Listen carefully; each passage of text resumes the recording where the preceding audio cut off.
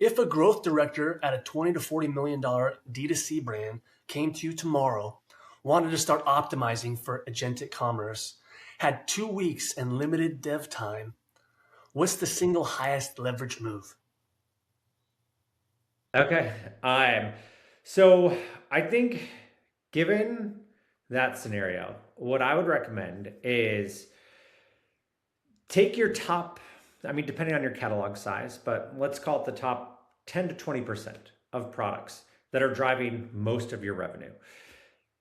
Make every buying decision fact or attribute about the product extractable as text. Make sure your specifications, the materials, use case, who's it's made for, any consistency across the variants. We want to make sure that all of those are really, really retrievable by LLMs.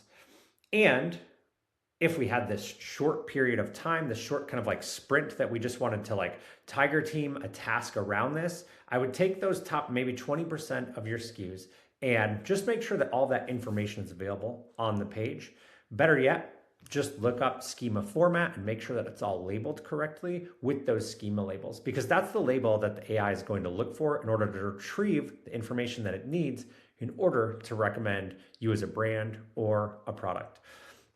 A lot of times it can be achieved just through like merchandising and some content work right within Shopify's product fields or within the agentic. Yeah, I mean, Eric gave a much more in-depth answer than I was going to give to that. I think the piece I think where most brands go wrong and where they start first is they sort of look at this concept of like AEO or GEO as a concept where they're going out and looking for and building out things like editorial citations, or looking at, for example, like, ChatGPT's new sort of like advertising platform.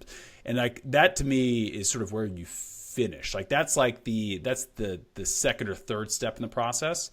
That none of that is going to be as effective if you don't get your data right. Right. So your catalog data, pricing, inventory feeds, attributes of every product, all of that, everything that Eric is mentioning, that all needs to be shored up first before you start investing into other things like outside citations.